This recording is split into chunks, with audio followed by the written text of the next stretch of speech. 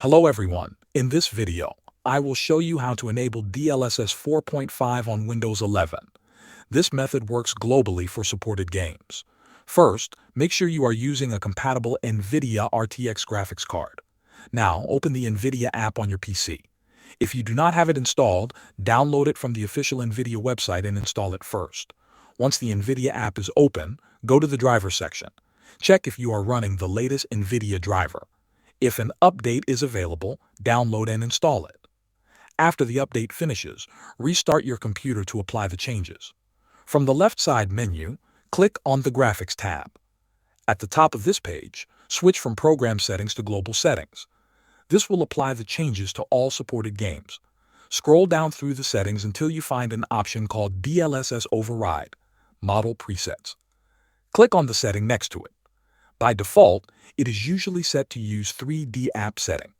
Change this option to Recommended. After selecting Recommended, click the Apply button to save the changes. That is all you need to do inside the NVIDIA app. DLSS 4.5 is now enabled at the driver level. Now you can open any game that supports DLSS. Go into the game's graphics or video settings. Look for the upscaling or DLSS option and enable DLSS as the upscaling method. You do not need to select a specific DLSS version. The game will automatically use DLSS 4.5 through the NVIDIA driver settings you just applied. That's it. Thanks for watching.